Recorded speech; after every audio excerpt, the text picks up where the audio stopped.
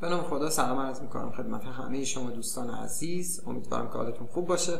ادامه درس طراحی کامپایلر رو خدمتتون هستم.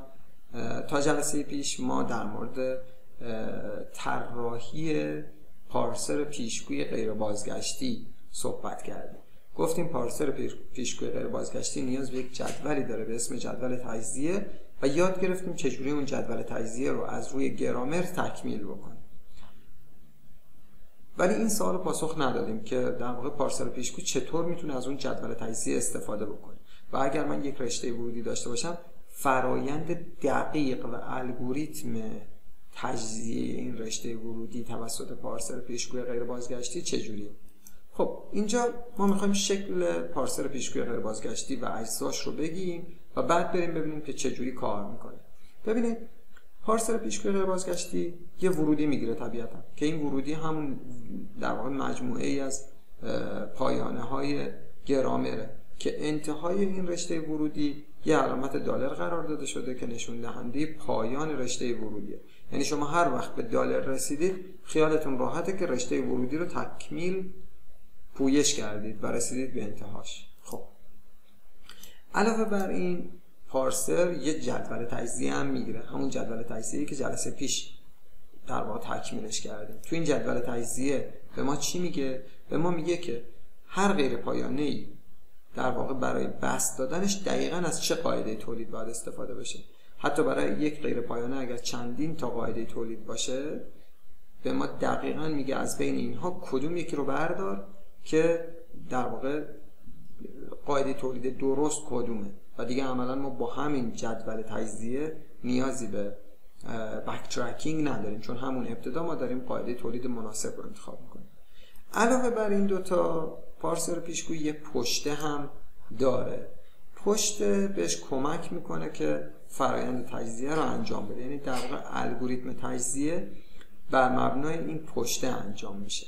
این پشته ابتدای کار مقدار دلار رو توش قرار میدیم و در فرایند تجزیه این پشته توش میتونه در واقع مجموعی از پایانه ها و غیر پایانه ها بشینه، تو پشته بریزیم برداریم تا زمانی که تجزیه ما کامل بشه و در نهایت هم خب پارسر یه خروجی به ما برمیگردونه که در واقع ما میتونه بگه که برای تجزیه این رشته از چه قواعدی استفاده کرده یا میتونه کلا بگه که پذیرفته شد یا نشد. اگه بخواد اطلاعات بیشتری رو به ما بده میتونه بگه که از چه قواعدی حتی استفاده شده برای تجزیه رشته. خب حالا که ساختار پارسر پیشگو رو دیدید و فهمیدید که یک در واقع پشته ای این وسط قرار داره و از طریق پشته انجام میشه، بریم سراغ خود الگوریتم. خب پارسر پیشگو اینجا بنویسیم پارسر پیشگو دو تا نگاه داره. یکی نگاه به لوک هد، به نماد لوک هد که یک نماده و همیشه هم یه پایان است دیگه چون ورودیه، و یکی هم نگاهش به پشته، به استک ما، به پشته. خب همونطور که گفتیم بالا توی پشته میتونه مجموعه ترمینال و غیر ترمینال قرار بگیره. حالا ببینید که پارسر پیشگو چه کار میکنه. پارسر پیشگو همیشه به اون عنصر بالای پشته نگاه میکنه، به اون چیزی که بالای پشته هست نگاه میکنه. خب اینجا بگیم بالای پشته مثلا. حالا اگر این بالای پشته دو حالت داره، یا بالای پشته غیر پایانه هست چون گفتیم هم میتونه ترمینال توش باشه هم غیر ترمینال، یا غیر پایانه هست یا غیر پایانه نیست و ترمیناله. ببینید نماد بالای پشته پایانه باشه، این دو حالتش میشه. حالا اگر غیر پایانه باشه، مثلا فرض کنید که غیر پایانه ای مثل x بالای پشته هست، درسته؟ این x بالای پشته هست. این معنیش اینه که الان شما باید x رو بردارید از بالای پشته از بالای پشته حذف کن. قاعده مناسب برای بسط x را از جدول پیدا کن. خب قاعده مناسب برای بسط x باید نگاه بکنیم ببینیم لوک هد چی داره دیگه. لوک هد بهمون کمک میکنه بریم تو جدول قاعده مناسب رو انتخاب بکنیم. فرض کنید که لوک هد a باشه. خب توی جدول خونه m x و a به ما قاعده رو میده. یه قاعده پیدا خواهیم کرد مثل فرض کنید همچین چیزی. خب اگر یه همچین چیزی به ما بده ببینید x جایگزین میشه با آلفا، بتا و گاما.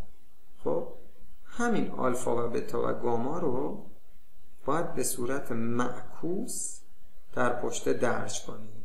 مثلا اگر گفته آلفا بتا گاما باشه اول گاما رو میذارید، بعد بتا رو میذارید، بعد آلفا رو میذارید که آلفا بالای پشته باشه. درست شد؟ اینجا مثالش رو ببینید. یه مثال بزنم. فرض کنید که مثلا من توی پشته دارم آ مثلا اس. خب البته با توجه به این که بذارید دقیق تر بگیم $1 این پایین دارید، مثلا اینجا دارید آ، اینجا هم دارید مثلا اس بالفرض مثال. حالا من باید اگر بالای پشت اس رو بردارم پس دیگه اس بالای پشت نخواهد بود، آ بالای پشت است. بعد قاعده ای مثلا دارم به اسم مثلا اس برود به مثلا A Z به عنوان مثال. اینو به صورت معکوس میذارم داخل پشته، یعنی اول Z رو میذارم بعد A رو میذارم و این میشه پشته من. درست شد؟ حالت دوم رو بریم ببینیم. اگر بالای پشته پایانه باشه یعنی چی؟ اینجا پشته ای که شما دارید مثلا اینجا داریم $، اینجا داریم A، مثلا اینجا داریم A، حرف A کوچیک. اگر بالای پشته ببینید یک پایانه است این حالت، باید به ورودی به لوک هد نگاه بکنید. این ورودی شماست. اینجا هم مثلا A. اگر ورودی اون نماد لوک هد با این A برابر بود، این A با این A تطبیق میخوره و این رو یه واحد میبریم جلوتر. لوک هد دیگه این تطبیق خورده، اینو میبریم جلوتر، این رو هم از بالای پشته حذفش میکنیم. درست شد؟ ببینید اگر بالای پشته پایانه باشه و این نماد اون چیزی که بالای پشته گفتیم هست، این نماد مثلا A با نماد ورودی یکی باشه، از بالای پشته حذف میشه، اشاره‌گر ورودی هم یکی میره جلو به همین راحتی. این هم رفت جلو. اگر یکی نباشه چی؟ اگر یکی نباشه به مشکل خوردیم. چرا؟ به خاطر اینکه ورودی A ولی پارسر انتظار مثلا B رو داشته، پس نمیتونه تجزیه بشه. پس اگر پایانه بالای پشته با نماد ورودی یکی نباشه خطا رخ میدهد. درست شد؟ پس ما در مجموع دو تا حالت داریم، یکی انتقال پیشگو، یکی انتقال تطبیق. ببینید انتقال پیشگو حالتیه که شما یک غیر پایانه رو از بالای پشته بردارید و بستش بدید. چجوری دارید بستش میدید؟ با نماد پیشگو. در همون بهش میگیم انتقال پیشگو. پایینیه اونی که شما دارید تطبیق میدید. رشته ورودیتون اولش A، استک هم اولش A. اینو با این خط میزنید، اینو در واقع این بالای پشت رو حذف میکنید، یکی میرید جلو. این میشه انتقال تطبیق. در واقع تطبیق بدید. خب بریم با یه مثال اینو بهتر متوجه بشید. ببینید اگر این گرامر من باشه، خب من نیاز به جدول تجزیه دارم. جدول تجزیه رو اینجا آوردم.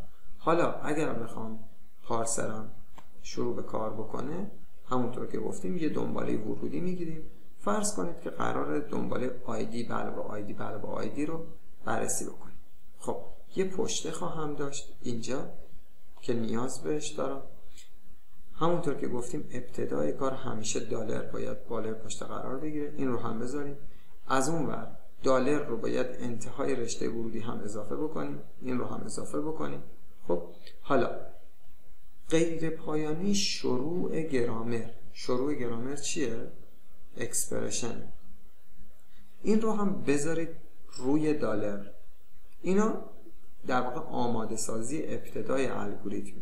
پس چی شد؟ دالر رو بذاریم داخل پشته، غیر پایانی شروع گرامر رو هم بذاریم داخل پشته، اون دالر رو بذاریم انتهای دنباله ورودی و لوکهد هم به اولین عنصر ورودی اشاره بکنه. در واقع هنوز پیمایشش نکرده، داره جلوخوانی میکنه. خب تا اینجای کار الگوریتم همه چی آماده است، در واقع برای اینکه شما یه روال تکراری رو از اینجا به بعد انجام بدید. پس یه بار دیگه مرور بکنیم. دالر رو گذاشتیم داخل پشته، اکسپرشن رو گذاشتیم داخل پشته، لوکهد به اولین عنصر اشاره کنه و دالر رو هم گذاشتیم انتهای رشته ورودی. از اینجا به بعد فرایند دیگه تکراریه. خب بریم ببینیم چجوری میشه. خب ببینید پارسر به بالای پشته نگاه میکنه. همونطور که گفتیم همیشه اول پارسر به بالای پشته نگاه میکنه. پایانه یا غیر پایانه؟ خب مشخصا غیر پایان است. اکسپرشن بالای پشته است. پس معناش چیه؟ باید انتقال بالای پشته غیر پایان است، انتقال پیشگو باید انجام بدید. در واقع شما باید اکسپرشن رو بستش بدید، گسترشش بدید. با چی؟ با نماد لوکهد. نگاه به لوکهد میکنیم، میبینیم تو لوکهد آیدی قرار گرفته. خب پس من باید برم خونه اکسپرشن و آیدی رو از توی جدول بردارم. اکسپرشن و آیدی اینجاست. قاعده تولید من میشه اکسپرشن به ترم رست. اینجا پس انتخابش کردم. خب حالا که انتخاب کردم با چی کار بکنم؟ باید بیام اکسپرشن رو از بالای پشته حذف بکنم، بگم دیگه نباشه، چون میخوام نسخه باز شده شو بذارم. چیزی که باز میشه ترم رست، به صورت معکوس بذارم. خب معکوس بذارم، رست اول قرار میگیره، بعد ترم قرار میگیره. تا اینجای کار عملا من یه مرحله رو رفتم جلو. حالا ببینید دلیل این که ما به صورت معکوس میذاریم چیه؟ ببینید مگه ما نگفتیم که پارسر در واقع پیشگوی غیر بازگشتی یه نوع پارسر بالا به پایین. پارسر بالا به پایین مگه نگفتیم که از نوع در واقع اشتقاقش left master derivation، سمت چپ ترین اشتقاقه. ببینید الان وقتی من اکسپرشن رو بردم به ترم رست، وقتی رست رو اول گذاشتم، ترم رو بعدش گذاشتم، الان نوبت به ترم میرسه، در واقع نوبت به سمت چپی.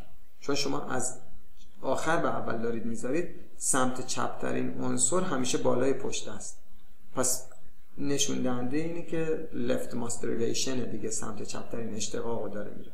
اگر شما به ترتیب بذارید اون موقع دیگه این معنیش سمت چپ ترین اشتقاق نیست، میشه سمت راست ترین اشتقاق. چون شما اول ترم رو میذارید، بعد رست رو میذارید، رست میاد رو، بعد حالا رست رو پردازش میکنید که میشه سمت راست ترین اشتقاق.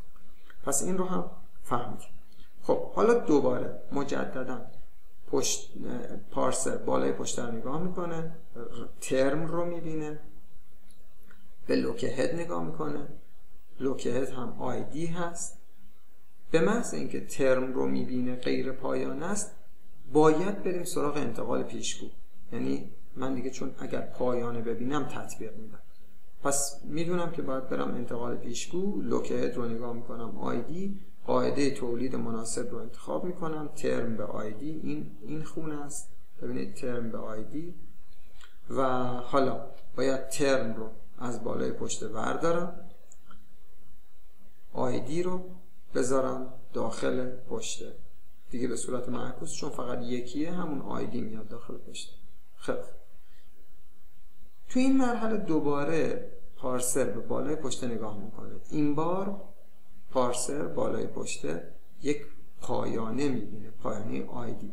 سریعا دنبال انتقال تطبیق میگرده، به لوکهد نگاه میکنه، لوکهد میبینه آیدیه، این دوتا با هم دیگه تطبیق دارن، پس آیدی رو از بالای پشته بر میداره و لوکهد یه واحد میره جلو.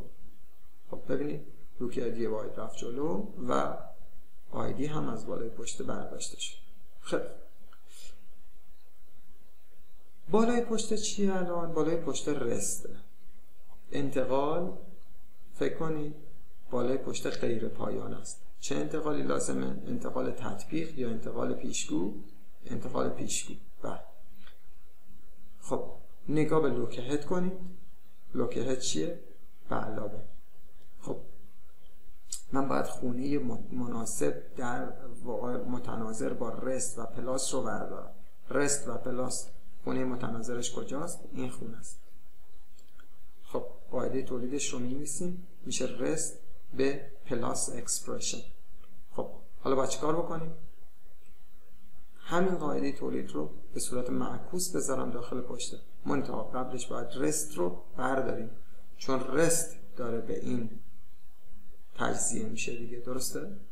در واقع دست پیدا میکنه. پس رست رو من برمیدارم، به علاوه اکسپرشن رو میذارم، اما به صورت معکوس. پس اول اکسپرشن میاد، بعد به علاوه میاد. خب مجددا پارسر به بالای پشت نگاه میکنه. چی میبینه؟ پایانه. انتقال تطبیق. برای انتقال تطبیق گفتیم به لوک هد نگاه میکنه. اگر یکی بود که یکی هست، ببینید بالای پشت پلاس، لوک هد هم به پلاس اشاره میکنه. اگر یکی بود، لوک هد یه واحد میره جلو و از بالای پشت هم اون پایانه پلاس رو حذف میکنه. خب مجددا این فرایند همینجوری بچه‌ها تکرار میشه. اکسپرشن رو ببینید. اکسپرشن بالای پشت است، غیر پایانه است. انتقال پیشگو، بله انتقال پیشگو. لوک هد رو نگاه کنید، لوک هد آیدیه. با اکسپرشن و آیدی کدوم قاعده باید انتخاب بشه؟ قاعده اینجا، اکسپرشن به ترم رست. خب اکسپرشن به ترم رست رو برمی‌داریم. حالا اکسپرشن رو از بالای پشت بردارید، اکسپرشن رو برداریم، ترم رست رو به صورت معکوس بذاریم. پس اول رست میاد، بعد ترم میاد و این فرایند هم تموم شد. مجددا باز غیر پایانه ترم، من این رو سریعتر میرم. انتقال پیشگو، لوک هد آیدی، قاعده تولید با ترم و آیدی انتخاب میشه خود ترم آیدی. خب ترم رو باید برداریم از بالای پشت، آیدی رو بذاریم و مجددا پارسر نگاه به لوک هد به بالای پشت میکنه، آیدی رو میبینه. پس نتیجتا باید انتقال تطبیق داریم. آیدی رو بالای پشت، لوک هد هم آیدی با هم دیگه تطبیق دارن. لوک هد یه واحد بره جلو، آیدی از بالای پشت حذف شه. مجدد بالای پشت رست قرار داره، غیر پایانه است و چون غیر پایانه است انتقال در واقع پیشگو انجام میشه. لوک هدتون مثبته، پس به جای در واقع میرید تو خونه جدول دنبال خونه رست و پلاس میگردید. رست و پلاس اینجا. خب رست و پلاس رو انتخاب میکنیم. رست رو از بالای جدول ورش داریم، اون مثبت اکسپرشن رو به صورت معکوس بذارید. پس اول اکسپرشن رو میذاریم، بعد مثبت. خب دوباره بالای پشت مثبت، انتقال تطبیق، لوک هد هم مثبت، با هم تطبیق میخورن. لوک هد میره جلو، پلاس هم از توی پشت ور میداریم. مجدد باز روزی از نو اکسپرشن بالای پشت، انتقال پیشگو. چرا انتقال پیشگو؟ به خاطر اینکه غیر پایان است. لوک هد رو نگاه میکنه، میبینه آیدی هست. با اکسپرشن و آیدی کجا میتونیم بریم؟ میتونیم به این قاعده تولید رو استفاده بکنیم. پس من اکسپرشن رو ور میدارم، اکسپرشن رو برداریم، قاعده تولید ترم رست رو به صورت معکوس بذاریم. اول رست رو بذاریم، بعد ترم رو بذاریم، بریم مرحله بعدی. خب بالای پشت چیه؟ غیر پایانه ترم. ترم رو نگاه کنید، لوک هد هم رو نگاه کنید، ترم و آیدی. انتقال پیشگوه، باید بریم ترم و آیدی. این قاعده رو باید استفاده بکنید. پس ترم رو از پشت ور دارید و آیدی رو به جاش بذارید. خب مرحله بعد بالای پشت عنصر غیر پایانه عنصر پایانه آیدی، پس انتقال تطبیق انجام میشه. ورودی لوک هد رو هم نگاه کنید، اونم آیدیه. خب خوش شانس بودین، تطبیق انجام میشه، آیدی رو از بالای پشت حذف میکنید و لوک هد یه واحد میره جلو. خب آیدی رو برداریم. خب رسیدیم به رست بالای پشت است، غیر پایانه است، انتقال تطبیق نیاز، انتقال پیشگو نیاز داره. خب با لوک هد دالر نگاه کنید، رست و دالر، باید بریم از این قاعده استفاده بکنیم. خب پس من رست رو برمیدارم، سمت راست قاعده تولید اپسیلونه، هیچی نیست. اپسیلون رو بچه ها نمیذارید، دقت بکنید این نکتهشو، چون اپسیلون هیچی در نظر بگیرید، پس هیچی وارد پشته نمیکنه. پس عملا فقط اتفاقی که میفته دیگه بعد از حذف کردن چیزی وارد پشته نمیشه. خیلی خوب، حالا داخل پشته دالره، ورودی شما هم دالره، میشه انتقال تطبیق. عملا اینجا دیگه ما میتونیم، چون دالر رو با دالر دیدید، هر جا دالر با دالر دیده شد دیگه میتونیم بگیم که فرایند در واقع تجزیه ما با موفقیت انجام شده. اگر بالای پشت دالر دیدید، توی ورودی هم دالر دیدید، فرایند تجزیه با موفقیت انجام شده. خیلی خوب، در این وضعیت الان پشتتون خالیه و رشته ورودی هم تمام شده. یه پله جلوترش اینه که بگید دالر رو دیدم توی پشته و تو ورودی هم دالر رو دیدم. پس عملا اینها دیگه من میتونم مطمئن باشم که رشتم تجزیهش کامل شده، چون دالر رو دارم میبینم. خیلی خوب، یه مثال دیگر رو هم بزنیم و این بحث امروز رو تموم بکنیم. یه جدول دیگه داریم. حالا فرض کنید که جدول تجزیه رو به ما دادن و از ما خواستن که رشته آیدی به علاوه آیدی ضرب در آیدی رو تجزیه بکنیم. ببینید ابتدای کار دقت بکنید، اگر بچه‌ها من سر امتحان در واقع روی برگه از شما بخوام که فرایند تجزیه رو نشون بدید، یه همچین جدولی رو باید بکشید، چون اونجا که نمیتونید انیمیشنی بیاید بگید من کجا نوشتم، نمیتونید هی پاک کنید، هی در واقع بیاید اینجا یه پشته بکشید بگید اینو گذاشتم، با سری بعدی پشته رو بکشید بگید این حذف شد. این خیلی زمان بره دیگه. به خاطر همین ما به جای اینکه با پشته اینجوری بکشیم، یک جدول اینچنینی طراحی کردیم. خب این استک شماست. دقت بکنید که اینجا تو پارسر ببینید تو پارسر بالا به پایین، بالای پشته سمت چپ هست. یعنی الان تو این فرض کنید توی ای دالر بالای پشته چیه بچه ها؟ بالای پشته اینه.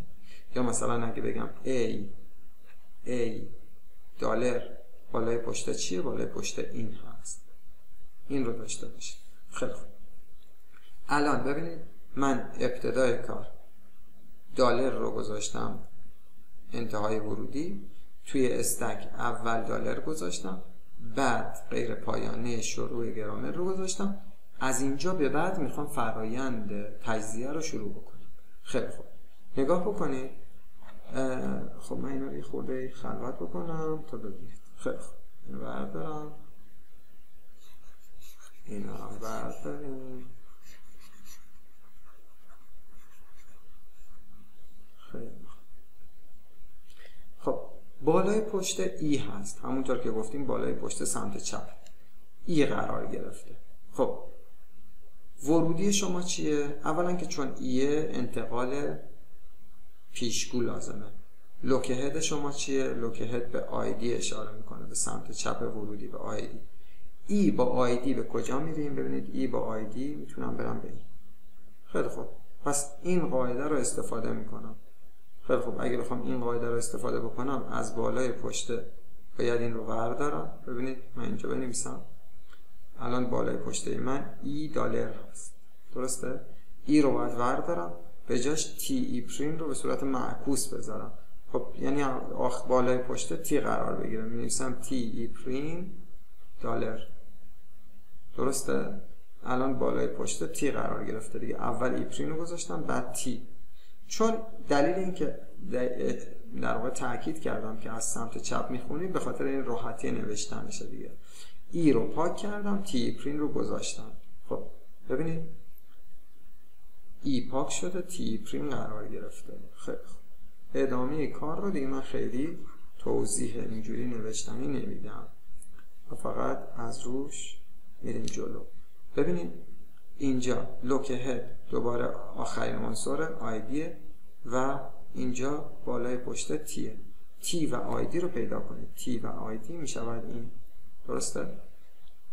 تی رو از بالای پشت حذف میکنید، افتی پرین رو میذارید. ببینید تی از بالای پشت حذف شد، افتی پرین رو گذاشتید. دوباره بالای پشت اف لوک هد آیدیه. ببینید بچه ها همزمان اینجا من برگردم عقب. ببینید اینجا که در واقع دارید میگید که ای و آیدی، ای به تی پرین در واقع اومدید ای رو با تی پرین جابجا کردید، اینو تو خروجی این قاعده رو هم چاپ بکنید. متوجه شدید چی شد؟ یه بار دیگه بریم من اینو پاک بکنم، برگردیم عقب. اصلا ببینید این که اومدم اینو گذاشتم، حالا یه انتقال پیشگو دارم دیگه، درسته؟ ای و آیدی، ای و آیدی میشه این دیگه، درسته؟ این ای رو بردارید، تی پرین رو بذارید، قاعدش هم تو خروجی چاپ بکنید. بریم مرحله بعدی. این پاک کنم. خب بالای پشت تی، ورودی هم آیدی، تی به آیدی ببینید میشه این. اینو عملا تو خروجی چاپ بکنید، تی اف تی پرین تو خروجی چاپ شد. پشتتون هم به روز بکنید، تی رو بردارید، اف تی پرین رو جاش بذارید. خب باز دوباره اف بالای پشت است، آیدی هم اینجاست. اف و آیدی این قاعده است. ببینید این قاعده، پس اف رو من برمی‌دارم به جاش میذارم آیدی و این رو هم تو خروجی اف آیدی رو هم چاپ میکنم. خیلی خوب، حالا ببینید بالای پشت آیدیه دیگه، انتقال پیشگو نیاز نیست، انتقال تطبیق لازمه. این آیدی با این آیدی با هم دیگه تطبیق میخورن، پس من آیدی رو از هر جفتش حذف میکنم. ببینید آیدی از اینجا هم حذف شد، آیدی از این ورم حذف شد. الان دیگه لوک هد به علاوه اشاره میکنه، همون رفتن جلو رو اینجوری نشون دادیم. خیلی خوب، حالا بالای پشت چیه؟ تی پرین. لوک هد چیه؟ پلاس. تی پرین و پلاس ببینید میشه این، تی پرین و پلاس. خب تی پرین و پلاس، تی پرین به اپسیلون میره، در واقع تی پرین رو حذف میکنید، اپسیلون میذارید که عملا اپسیلون هیچی نیست و این فرایند ادامه پیدا میکنه. این فرایند رو همینجوری برید جلو. میتونید پاز بکنید ویدیو رو، چک بکنید هر لحظه، ببینید که ادامه کار رو اونجوری که در واقع میخواید پیش میره. خودتون هم بررسی بکنید و چک بکنید با جواب اینجا.